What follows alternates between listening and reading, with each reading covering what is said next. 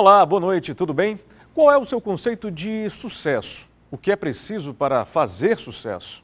O Influenciadores recebe hoje um cearense que largou os bancos da faculdade para abrir o próprio negócio e hoje emprega mais de 1.500 pessoas na empresa que ele fundou. Rodrigo Guilhom é o convidado de hoje, aqui no Influenciadores.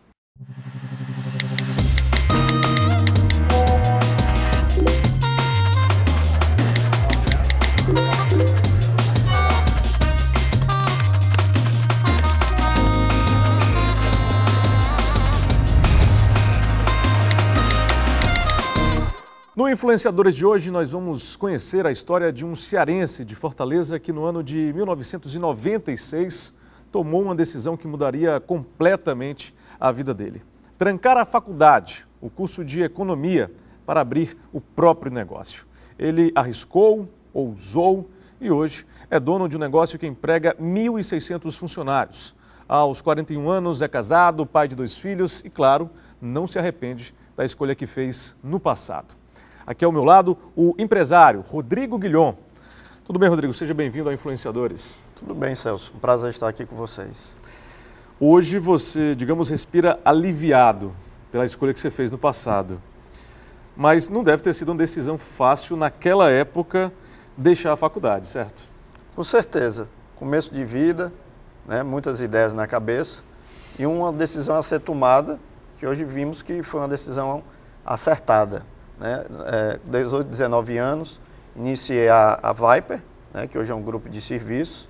Hoje tem um sócio, mas inicialmente comecei essa empreitada sozinho, né? Mas tranquei a faculdade até mesmo por conta das atribuições. Comecei a participar de reuniões de condomínio, passei para o turno noturno e por conta dessa incompatibilidade de horários acabei trancando com o objetivo de, em breve, futuramente retornar. Mas infelizmente não retomei as atividades, mas estamos sempre nos capacitando em cursos, participando de eventos na atividade, na nossa área que atuamos até hoje. Você lembra bem dessa época? Você falou que tinha 18 ou 19 anos. Você estava em que período exatamente da faculdade quando você decidiu tomar essa decisão de deixar a vida acadêmica de lado? Na verdade, eu concluí o segundo grau, né? Chamava antigamente segundo grau em 90. Ensino médio, ensino né? médio. Em 94, estudei a minha vida toda no Colégio Batista Santos Dumont, né, do maternal ao 3º ano. Ingressei na Universidade de Fortaleza em 95, né, fundamos oficialmente a Viper em 96 e, na verdade, o trancamento ocorreu em 97. Né, foram aí praticamente, foi no 5º semestre, foi quando, de fato, a gente começou a ter um desenvolvimento melhor da empresa, entrar alguns contratos. Ingressamos na atividade de administração de condomínios, né, que inicialmente começamos com mão de obra, e logo com um ano e meio começamos a ter a gestão de condomínios, e com essa possibilidade de fato participando de assembleias, né, o contato maior com condôminos, com síndicos, as reuniões não tinham horas nem para começar e nem para terminar. Naquele momento realmente ficou um pouco incompatível a questão da faculdade, mas sem dúvida foi uma decisão muito difícil, né? Porque a gente tem em mente que é de fundamental importância para o crescimento profissional nosso, uma graduação que de fato sem dúvida, mas tomamos esse caminho, um caminho que até então eu não tenho como retornar. Objetivamente eu não tenho esse objetivo de vida de retornar à faculdade, pelas atribuições do dia a dia. Mas é importante hoje o jovem, o cidadão ter uma formação mínima, isso é fundamental. Rodrigo, quando você entrou logo no primeiro semestre da faculdade, você esperava ser economista, você esperava trabalhar com o quê? Quais eram os teus planos logo no início da faculdade? O meu objetivo, o meu pai trabalhava como corretor de imóveis. Sim. E também tinha atuação no ramo de restaurantes. A gente, na maioria das vezes, se espelha, seguir a carreira do pai na área de restaurantes, na área noturna, né? Mas logo no primeiro semestre de faculdade eu consegui um estágio no Banco do Brasil, né? E vi o meu espírito um pouco empreendedor, né? Uma particularidade aqui, todos os estagiários vendiam seus tickets, eu comprava os tickets dos estagiários, fazia um mercado, de certa forma, informal, a gente negociava, com pouco tempo comprei o meu próprio automóvel, com menos de um ano, né?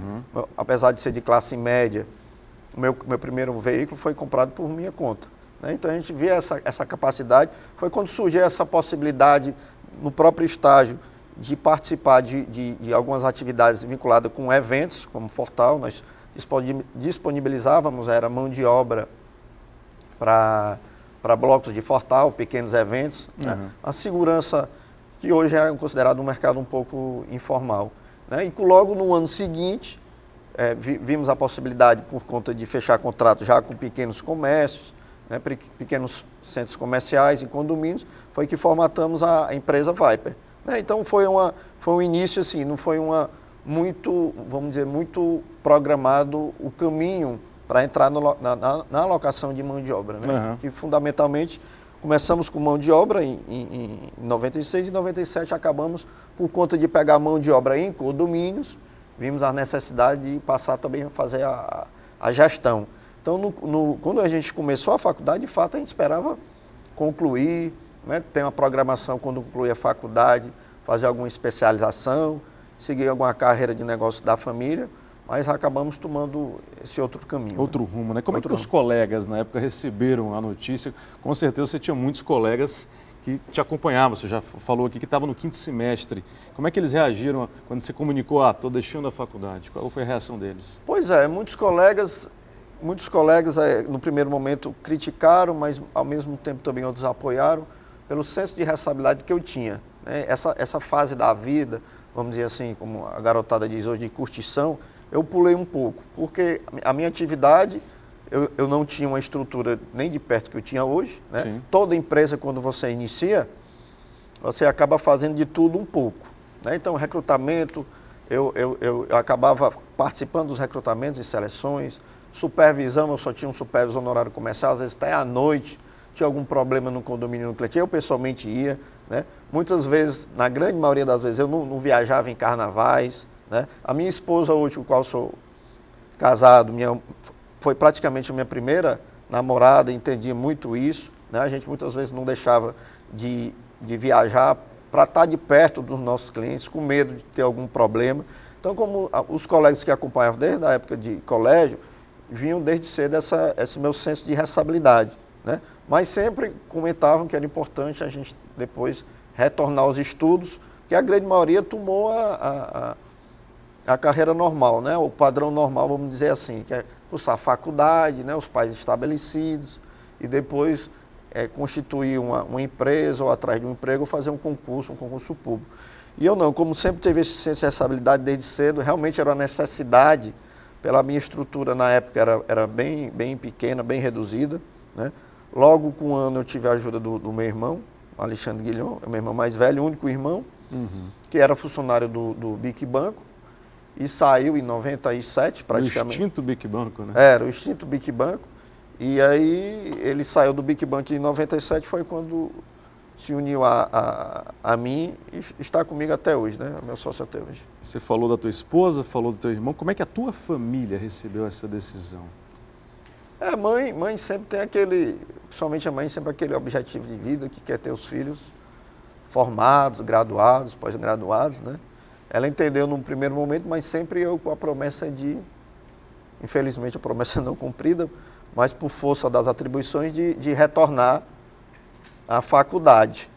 Mas o meu pai nem tanto, porque o meu pai também tinha esse espírito empreendedor, né? E não via tanto isso como um objetivo de vida, mas sim os negócios em primeiro lugar, né? Já o meu irmão era funcionário do BIC, eu acho que gostou tanto da ideia que também se uniu a mim, né? Com um ano de empresa. Mas a mãe é que fica mais sentida e, às vezes, até eventualmente, até hoje, meu filho, você não pensa em voltar a frequentar a faculdade?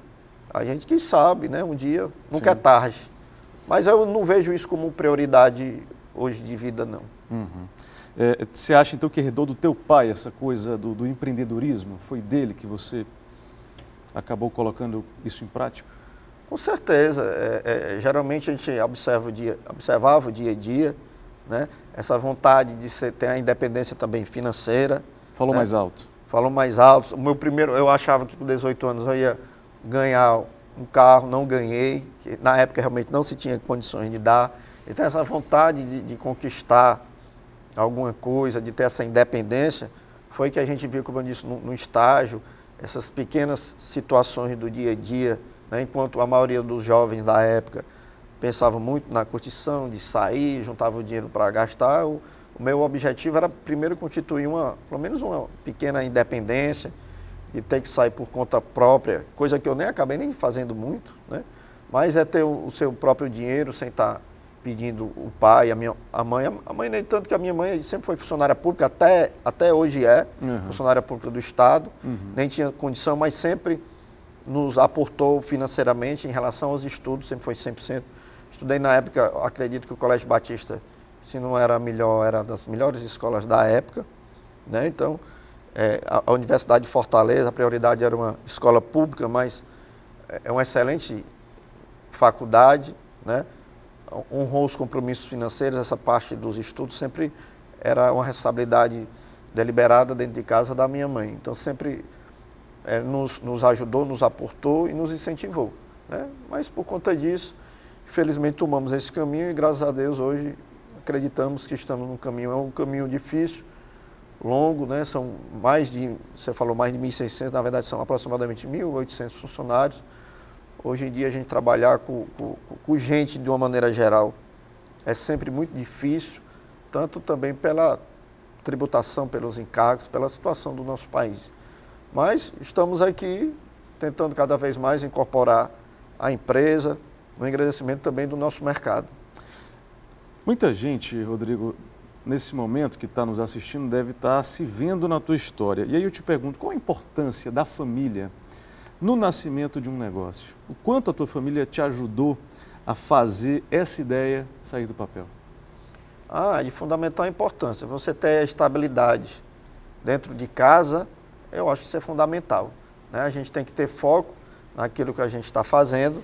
Na época eu não era, obviamente, casado, mas já namorava com a minha atual esposa, né? Mas dentro de casa, apesar de no primeiro momento muito curto, a mãe ter só colocado meu filho, tranque, mas volte logo, mas é de fundamental importância esse apoio, porque a gente foca na atividade do dia a dia, chegava em casa, trocava algumas ideias, né? Esse apoio, sem dúvida, eu acho que é um preponderante até hoje no nosso enriquecimento, e hoje também como família dentro de casa. A minha esposa é nutricionista, trabalhou um período, mas hoje é totalmente dedicada à família, aos filhos, né? Graças a Deus eu tenho condições de manter essa estrutura para quando a gente chega em casa cansado da rotina do dia a dia, a gente ter essa oportunidade de estar descansando e focado para no outro dia retomar a caminhada, né? Rodrigo, não são poucos os exemplos de profissionais que se deram, digamos assim, melhor longe dos bancos das universidades. Bill Gates, Mark Zuckerberg, Steve Jobs, entre outros. Mas o próprio Bill Gates chegou a declarar: não repitam o que eu fiz. Por isso eu te pergunto, você tem 2 filhos hoje, você diria para eles não fazerem faculdade? Não, de hipótese maneira. Eu acredito que isso é fundamental, né? Há pouco tempo eu conversava, inclusive, com colegas, que eu acredito que eu pulei certas fases da vida, né?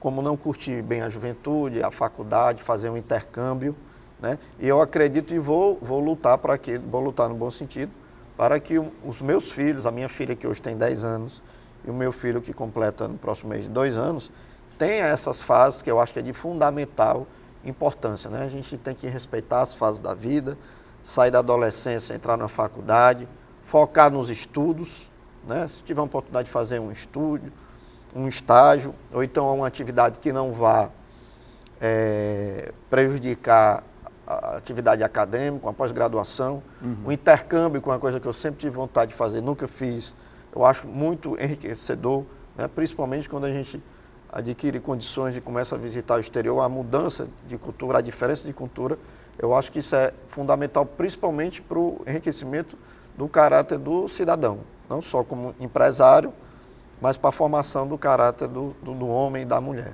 Mas você também defende a livre escolha profissional, digamos assim, ou seja, que cada um tem a liberdade de escolher a sua própria trajetória? Ah, não tenho dúvida. Às vezes os pais que seguem determinadas carreiras, né? A minha mãe, ela nunca me impressionou, mas eu como eu desde criança, novo, eu tinha um sonho de ser policial, né?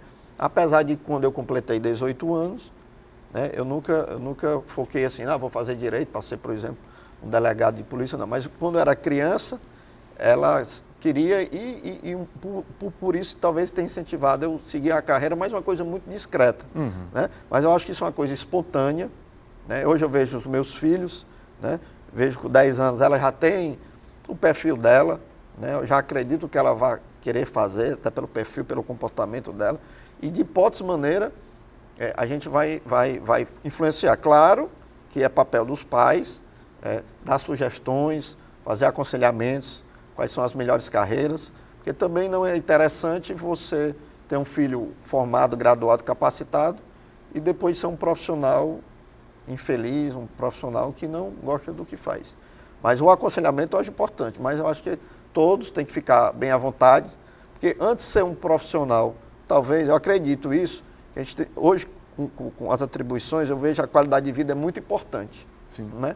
Até hoje por conta da violência que nós vivemos no nosso país e tudo, então eu nunca tive esse pensamento. Mais de um ano para cá, minha mulher já faz algumas cobranças de quem sabe a gente tomar outro caminho. Deixar o Brasil. Deixar o Brasil, mas eu sempre digo, de toda maneira, apesar da violência, talvez a gente não vá ter o mesmo conforto que talvez nós temos hoje aqui em Fortaleza. Mas a gente pensa muito na qualidade de vida. Então a gente às vezes vê alguns profissionais concursados e tudo, que tem uma boa remuneração, mas são infelizes. E a gente vê, às vezes, profissionais, até dentro da minha própria empresa, que trabalho basicamente com profissionais, de certa forma, com pouca qualificação, eu digo, na terceirização, apesar de um administrativo, nós temos pessoas também graduadas, gerentes e tal, mas a grande massa são auxiliares civis gerais, porteiros, vigilantes, mas pessoas que gostam do que fazem e são altamente satisfeitas, felizes no seu dia a dia. E pessoas que, teoricamente, são bem mais capacitadas, ganham superiormente, significativamente, bem melhor e não são, no dia a dia, não demonstram uma certa felicidade, não demonstram a satisfação no que fazem. Então, a gente, com o tempo, vê, dinheiro realmente é muito bom, mas não é 100% não. Rodrigo Guilhom, empresário, é o convidado de hoje aqui no Influenciadores. Não sai daí, a gente volta já.